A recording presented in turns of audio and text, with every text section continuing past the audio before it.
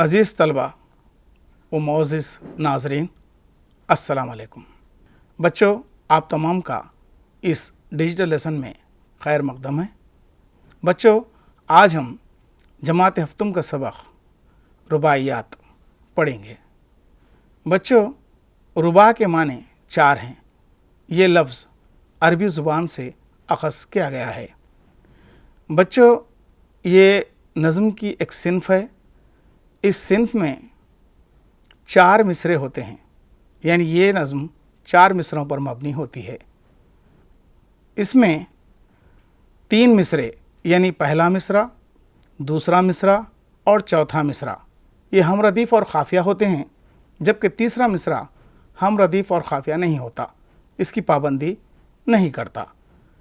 یہی رباعی کی جان ہوتا ہے۔ آئیے رباعی کی تعریف ہماری درسی کتاب میں کیا ہے یہ ہم جانتے ہیں۔ ایسی 4 مصرعوں والی نظم جس کا پہلا، دوسرا اور چوتھا مصرع ہم خافیہ اور ہم ردیف ہو، رباعی کہلاتا ہے۔ بچوں، اصل میں رباعیات میں مذہبی، سماجی، اخلاقی اقدار کی باتیں کی جاتی ہیں اور اس سے سماج میں، لوگوں میں ایک نیا شعور اور صحیح راستے پر چلنے کی تلقین کی جاتی ہے۔ آج ہم ایسے ہی 2 رباعی گو شعراء یعنی امجد حیدرآبادی اور میر ببر علی انیس، ان دونوں کی رباعیات کو پڑھیں گے۔ آئیے رباعیات کے آغاز سے قبل امجد حیدرآبادی کے بارے میں ہم جانتے ہیں۔ سید احمد حسین نام امجد تخلص سن 1888 عیسوی کو حیدرآباد میں پیدا ہوئے۔ مدرسہ نظامیہ سے تعلیم حاصل کی اور پنجاب سے منشی فاضل کامیاب کیا۔ ان کی زندگی حادثات کا شکار رہی، لیکن وہ اللہ کی رحمت سے کبھی مایوس نہیں ہوئے۔ وہ اپنی رباعیوں میں یاد الہی کی باتیں کرتے ہیں یا اخلاق کی باتیں کرتے ہیں۔ سلیمان ندوی نے ان کو حکیم الشعراء کہا ہے۔ ان کا ایک اور لقب اردو شاعری کا صوفی سرمد بھی انہیں کہا گیا ہے۔ ان کی رباعیوں کے کئی مجموعے ہیں: ریاض امجد، رباعیات امجد، خرخ امجد، کلیات امجد۔ ان کا انتقال سن 1961 عیسوی کو ہوا۔ کہتے ہیں بچوں کہ 1908 میں جب حیدرآباد میں طغیانی آئی تھی موسیٰ ندی میں، تو ان کا سارا خاندان بہہ گیا۔ وہ ایک پیڑ کو پکڑ کر بچ گئے۔ بچوں، آپ جانتے ہیں وہ پیڑ کہاں ہیں؟ آج بھی عثمانیہ دواخانے کے پیچھے وہ پیڑ ہے جس کو 100 سے زائد لوگ پکڑ کر اپنی زندگیوں کو بچایا تھا۔ اس پیڑ پر ایک کتبہ بھی لکھا ہوا ہے، آپ جا کر دیکھ سکتے ہیں۔ اب آئیے انیس کی زندگی کے بارے میں جانتے ہیں۔ میر ببر علی نام انیس تخلص سن 1803 عیسوی کو فیض آباد میں پیدا ہوئے۔ والد میر خلیق تھے اور دادا میر حسن تھے، جن کی مثنوی سحر البیان مشہور ہے۔ ان کی تعلیم و تربیت لکھنؤ میں ہوئی۔ میر انیس اردو کے سب سے بڑے مرثیہ نگار ہیں۔ انہوں نے واقعات کربلا کو اس قدر متاثر کن انداز میں بیان کیا ہے کہ انہیں خاتم الکلام کہا گیا ہے۔ وہ رباعی گو میں بھی اعلیٰ مرتبہ رکھتے ہیں۔ ان کا انتقال سن 1874 عیسوی کو لکھنؤ میں ہوا۔ بچوں، یہ تو تھا دونوں شعراء کا تعارف۔ آئیے اس رباعی کو دیکھتے ہیں، اثارِ خیال کیجیے کے تحت اور جوابات دینے کی کوشش کرتے ہیں۔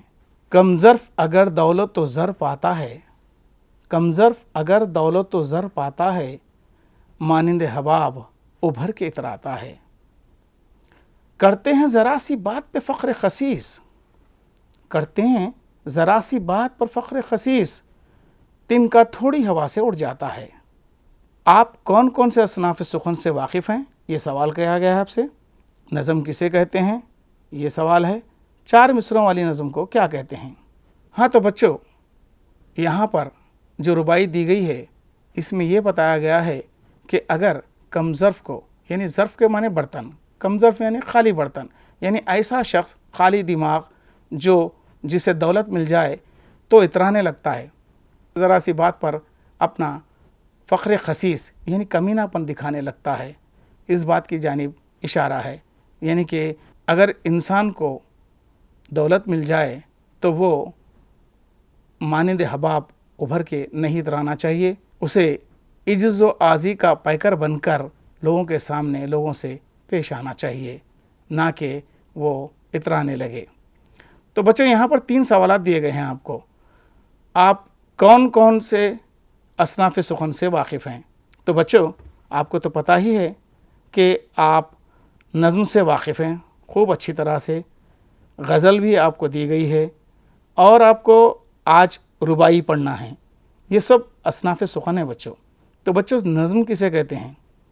تو نظم بچوں اس کے لغوی معنی ہیں دھاگے میں موتی پرونا، یعنی ایسی نظم جو موضوع سے جو اشعار بندھے رہتے ہیں، ایک دوسرے سے جڑے رہتے ہیں، اسے نظم کہتے ہیں۔ 4 مصروں والی نظم کو کیا کہتے ہیں؟ ابھی بتایا گیا نا بچوں کہ رباعی کو 4 مصروں والی نظم یعنی رباعی کہلاتی ہے۔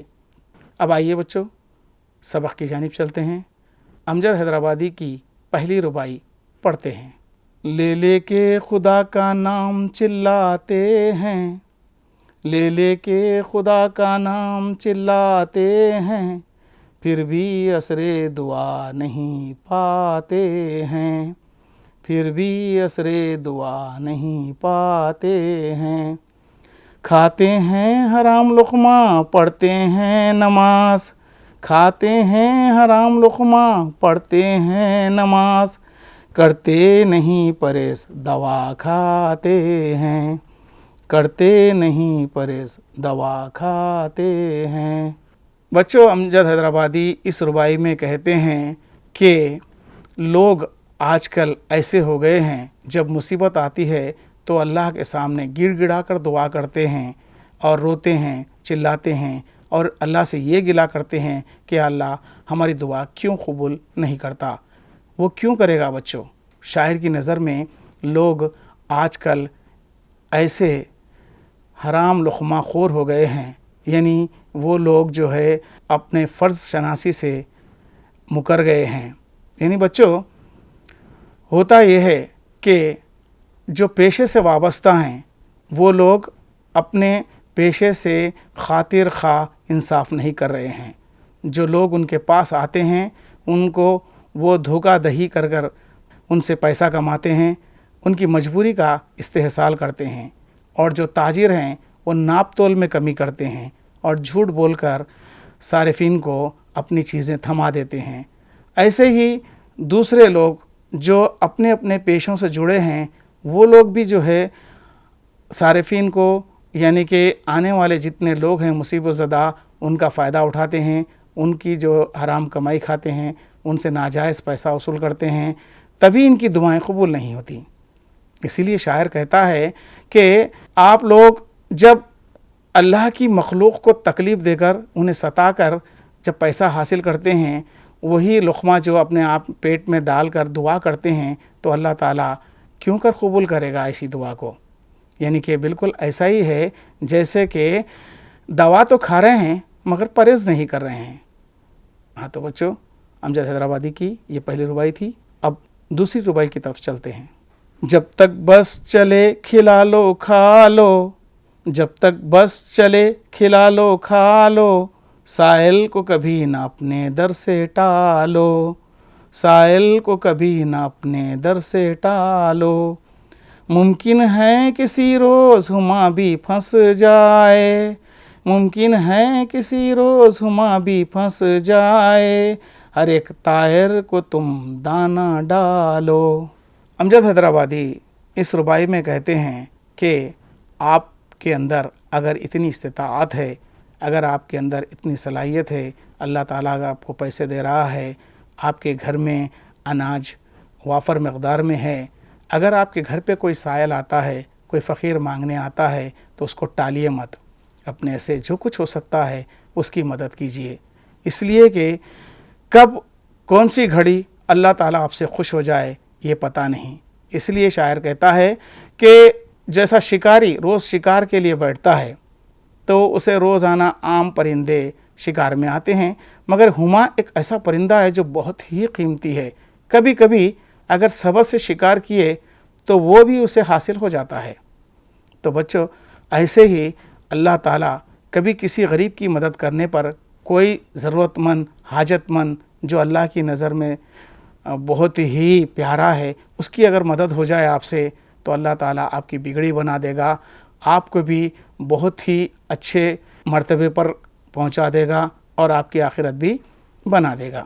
تو بچوں، ان دو رباعیات کو آپ نے سنا، آئیے سبق میں موجود ان دو رباعیوں کی تشریحات کو بھی دیکھتے ہیں۔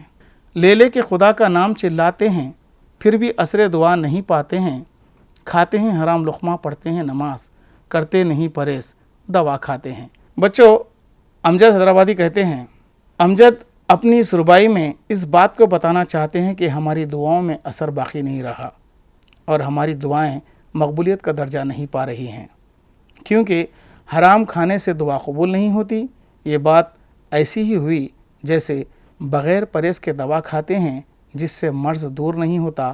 مرض کو دور کرنا ہے تو دوا کھانا ضروری ہے، اور جب دوا کھاتے ہیں تو چند چیزوں سے پرہیز کرنا بھی لازم ہے۔ جب تک بس چلے کھلا لو کھا لو، سائل کو کبھی نہ اپنے در سے ٹالو، ممکن ہے کسی روز ہما بھی پھنس جائے، ہر ایک طائر کو تم دانہ ڈالو۔ امجد اپنی اس رباعی میں محتاجوں اور ضرورت مندوں کی حاجتوں کو پورا کرنے پر زور دیتے ہیں۔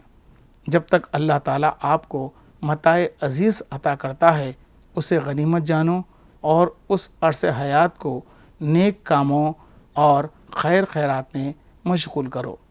ہو سکتا ہے کہ آپ کی یہ نیکیاں آپ کی آخرت میں جزا کا سامان بنیں اور آپ کی آخرت سنور جائے۔ تو بچوں، یہ تو تھی امجد حیدرآبادی کی رباعیاں۔ اب آئیے انیس کی پہلی رباعی کو دیکھتے ہیں۔ گلشن میں صبا کو جستجو تیری ہے، گلشن میں صبا کو جستجو تیری ہے، بلبل کی زباں پہ گفتگو تیری ہے، بلبل کی زباں پر گفتگو تیری ہے، ہر رنگ میں جلوہ ہے تیری قدرت کا، ہر رنگ میں جلوہ ہے تیری قدرت کا، جس پھول کو سونگھتا ہوں بو تیری ہے۔ ہاں تو بچوں، اس رباعی میں انیس کہتے ہیں کہ گلشن میں صبا کو جستجو تیری ہے، یعنی کہ جو صبا ہے گلشن کی خوشبودار جو ہوا ادھر سے ادھر پھر رہی ہے، جو ہمیں محسوس ہو رہی ہے، وہ اصل میں وہ اللہ کی تلاش میں ہیں، یعنی کہ ہم جسے محسوس کر رہے ہیں، جس کے جو مہک سے ہم فائدہ اٹھا رہے ہیں، وہ اللہ کی دین ہے اور وہ اللہ کی فکر میں ادھر سے ادھر پھر رہی ہے، اسی کی تلاش میں ہے۔ اور بلبل کی زباں پر گفتگو تیری ہے، شاعر کہتا ہے کہ ہر چڑیا وہ اللہ کو ہی یاد کرتی ہے، اس کی ہی تعریف کرتی ہے۔ آپ نے اس سے پہلے ایک نظم میں سنا ہے نا بچوں، ہر مرغ چمن ہے نغمہ سرا، سبحان اللہ سبحان اللہ، یعنی کہ اس دنیا میں جو بھی چڑیا ہوتی ہے، جو بھی حیوان ہوتے ہیں، جو بھی جاندار ہوتے ہیں، وہ اللہ کی تعریف ضرور کرتے ہیں، وہ اپنے آپ کو اللہ سے غافل نہیں رکھتے۔ ہر رنگ میں جلوہ ہے تیری قدرت کا، یعنی کہ شاعر کہہ رہا ہے کہ ہر رنگ میں اللہ تعالیٰ کا ہی جلوہ نظر آتا ہے، یعنی کہ دیکھیے گلاب کا پھول، چنبیلی کا پھول، چمپا کا اور موگرے کا، یہ تمام کے تمام الگ ہیں اور ان کی مہک بھی الگ ہے۔ یہ سب قدرت کا ہی کارخانہ ہے، یہ سب قدرت کی ہی کاریگری ہے، اور ان کی خوشبو بھی الگ ہے۔ آپ محسوس کرتے ہیں، اگر آپ آنکھ بھی بند کر لیں، آپ کے ناک کے سامنے کوئی پھول لایا جائے تو آپ فوری کہتے ہیں کہ یہ اس کی خوشبو ہے۔ یعنی اللہ تعالیٰ نے ہر پھول میں جو اس کی قدرت بخشی ہے وہ ہر جگہ پر موجود ہے، اس کی مہک میں، پھولوں کے رنگوں میں، تمام نظاروں میں، ہر طرف اسی کا جو ہے نظارہ ہے۔ یعنی جس پھول کو سونگھتا ہوں وہ تیری ہے، یا اللہ جس پھول کو میں سونگھ رہا ہوں تیری ہی بو مجھے نظر آ رہی ہے۔ انیس کی دوسری رباعی کی جانب بڑھتے ہیں۔ گلشن میں پھروں کے سیر صحرا دیکھوں، گلشن میں پھروں کے سیر صحرا دیکھوں، یا مادنے کو ہو دشت و دریا دیکھوں، یا مادنے کو ہو دشت و دریا دیکھوں، ہر سو تیری قدرت کے ہیں لاکھوں جلوے، ہر سو تیری قدرت کے ہیں لاکھوں جلوے، حیراں ہوں کہ دو آنکھوں سے کیا کیا دیکھوں، حیراں ہوں کہ دو آنکھوں سے کیا کیا دیکھوں۔ انیس اس ربائی میں بھی آپ کو نظاروں کی طرف لے چلتے ہیں، یعنی کہ وہ کہتے ہیں کہ میں گلشن میں پھروں یا صحرا کی سیر کروں، ہر جگہ تو ہی نظر آتا ہے یا اللہ، ہر جگہ تیری ہی قدرت کی کارگری ہے، جس مناظر کو بھی دیکھتا ہوں تو میرے دل سے سبحان اللہ ماشاء اللہ نکلتا ہے۔ اور اللہ تعالیٰ نے نہ صرف زمین کے اوپر اچھے اچھے بہترین نظارے دیے ہیں، بلکہ اس زمین کے پیٹ میں بہت سے معدن بھی دیے ہیں، یعنی کہ زمین کی کانوں سے سونا نکلتا ہے، چاندی نکلتی ہے، لوہا نکلتا ہے، یعنی معدن ہی نہیں پیٹرول بھی زمین کے اندر سے ہی نکلتا ہے۔ یہ تمام چیزیں ہماری زندگی کے لیے کارآمد ہیں۔ یہ قدرت کا کرشمہ نہیں تو اور کیا ہے، اس کی عنایت نہیں تو اور کیا ہے کہ ہمیں زندگی میں اتنی آسائش جو مل رہی ہے، ہم اس کا شکر ہر دم بجا لانا چاہیے۔ آگے وہ کہتے ہیں ہر سو تیری قدرت کے ہیں لاکھوں جلوے، حیراں ہوں کہ دو آنکھوں سے کیا کیا دیکھوں، یعنی کہ ہر سو یعنی ہر طرف جو ہے اللہ تعالیٰ کے ہی نظارے ہیں، قدرت کے ہی نظارے ہیں۔ اس قدرت کے نظاروں کو دیکھ کر دل حیران ہو جاتا ہے کہ آخر میں کیا کیا دیکھوں ان دو آنکھوں سے۔ اللہ تعالیٰ نے اتنے اچھے مناظر ہمارے لیے دیے ہیں، نہ صرف مناظر دیے ہیں بلکہ زمین کے اندر بہت سی کارآمد چیزیں جو ہماری زندگی کو چلاتی ہیں، جس سے ہم خوشحال ہیں، یہ تمام چیزیں دی ہیں۔ تو بچوں یہ تو تھی انیس کی دونوں رباعیاں۔ اب آئیے ان رباعیوں کی تشریح درسی کتاب میں کیا دی گئی ہے وہ دیکھتے ہیں۔ گلشن میں صبا کو جستجو تیری ہے، بلبل کی زباں پر گفتگو تیری ہے، ہر رنگ میں جلوہ ہے تیری قدرت کا، جس پھول کو سونگھتا ہوں بو تیری ہے۔ انیس اپنی ربائی میں اللہ تعالیٰ کی حمد و ثنا بیان کرتے ہوئے کہتے ہیں دنیا کے ہر ذرے میں تیرا ظہور ہے، ہر طائر کی زباں پر تیری تعریف سے تر ہے، اور ہر جگہ اہل نظر کے لیے تیرے جلوے موجود ہیں۔ یہی نہیں بلکہ ہر شے میں بس تو ہی تو ہے، اور یہ ساری کائنات تیرے جلووں سے پر ہے۔ آگے کی ربائی دیکھتے ہیں۔ گلشن میں پھروں کے سیر صحرا دیکھوں، یا معدنوں کو و دشت و دریا دیکھوں، ہر سو تیری قدرت کے ہیں لاکھوں جلوے، حیراں ہوں کہ دو آنکھوں سے کیا کیا دیکھوں۔ خدا کی قدرت سارے عالم میں پھیلی ہوئی ہے، جسے دیکھ کر عقل دنگ رہ جاتی ہے کہ اللہ تعالیٰ نے کیسی کیسی چیزیں بنائی ہیں، جیسے باغ جس میں ایک پھول دوسرے پھول سے الگ، اس کی بو بھی الگ، یا صحرا کے دور دور تک ریت پھیلی ہوئی، یا پھر زمین میں چھپے ہوئے معدن جہاں سے لوہا، سونا، کوئلہ وغیرہ نکلتا ہے۔ شاعر مجبور ہے کہ وہ کیا کیا دیکھے، اس کی دو آنکھیں حیرت زدہ ہیں، وہ کیا کیا دیکھے، کہاں دیکھے، آنکھوں کی بصارت بھی مجبور ہے۔ تو بچوں یہ تو تھی امجد حیدرآبادی اور انیس کی رباعیات۔ اب آئیے سبق کے اگلے مرحلے کی جانب آگے بڑھتے ہیں، یعنی مشقوں کی جانب۔ یہ کیجئے، حسب ذیل سوالوں کے جواب دیجئے۔ یہ رباعیاں کس سے متعلق ہیں اور ان سے ہمیں کیا درس ملتا ہے؟ دنیا کی ساری مخلوق اللہ کی ثنا بیان کرتی ہے، آپ کس طرح اللہ کی حمد و ثنا بیان کریں گے؟ دعا عبادت کا مغز ہے، آپ اللہ تعالیٰ سے کیا کیا دعائیں مانگتے ہیں؟ آپ کو کون سے قدرتی مناظر پسند ہیں اور کیوں؟ پانچواں سوال ہے بچوں آخری، جب کوئی ضرورت مند آپ کے پاس آئے تو آپ کس طرح اس کی مدد کریں گے؟ تو بچوں آپ کو ان سوالوں کے جوابات 2 یا 3 سطر میں بولنے ہیں، اور جب آپ یہ جوابات دینے کے قابل ہو جائیں گے تو آپ لکھنے کے بھی قابل ہوں گے آگے کے مرحلے میں، تو آپ کو ان سوالوں کے جوابات دینا ہے، یعنی یہ رباعیاں کس سے متعلق ہے اور ان سے ہمیں کیا درس ملتا ہے۔ تو بچوں ہم کو امجد حیدرآبادی کی رباعیات میں کیا درس ملا اور انیس کی رباعی میں کیا درس ملا، آپ کو اس کا جواب لکھنا ہے۔ اور دنیا کی ساری مخلوق اللہ کی ثنا بیان کرتی ہے، یعنی دنیا کی ساری مخلوق اللہ کی تعریف بیان کرتی ہے، آپ کس طرح اللہ کی تعریف بیان کریں گے، آپ کو لکھنا ہے۔ دعا عبادت کا مغز ہے، یعنی بچوں آپ کو تو معلوم ہی ہے، یعنی کہ عبادت جب ہم کر لیتے ہیں تو اللہ تعالیٰ سے ہمیں دعا بھی کرنا چاہیے، کیونکہ خود اللہ تعالیٰ نے کہا ہے کہ آپ دعا کیجئے، اور اس طرح سے کہ اس آسی کا پیکر بن کر اور رونی صورت بنا کر، اگر رونا بھی نہ آئے رونی صورت بنا کر دعا کیجیے۔ ہاں تو بچوں، آپ اللہ تعالیٰ سے کیا کیا دعائیں مانگیں گے یہ بھی یہاں پر سوال ہے، آپ کو لکھنا ہے۔ آپ کو کون کون سے قدرتی مناظر پسند ہیں یہ بھی لکھنا ہے بچوں۔ آپ جب پکنک پر جاتے ہیں، آپ کو اسکول کی جانب سے لے جایا جاتا ہے، تو آپ وہاں کا آنکھوں دیکھا حال جو بھی چیزیں دیکھتے ہیں وہ قدرتی مناظر کو قلم بند کرنے کی آپ عادت ڈالیے۔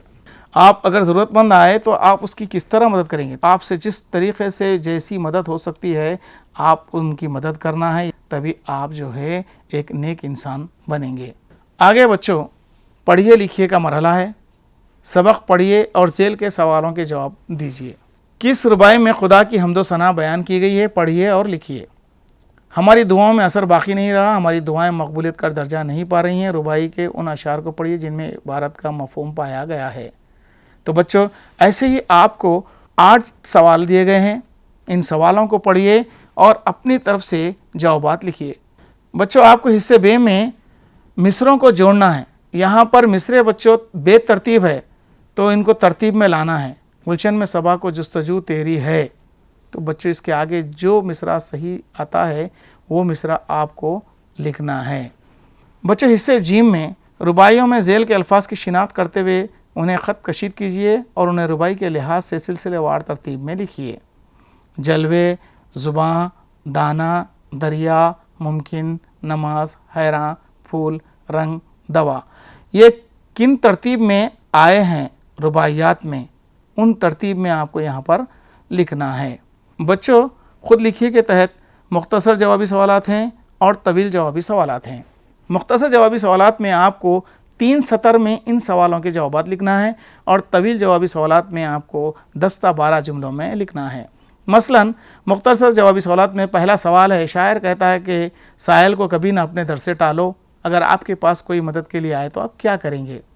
تو بچوں، آپ کو لکھنا ہے کہ سائل کو آپ کس طریقے سے اس کی مدد کریں گے، یعنی کہ اپنے در سے اس کو ٹالنا نہیں ہے، یعنی اس کو خالی ہاتھ بھیجانا نہیں ہے۔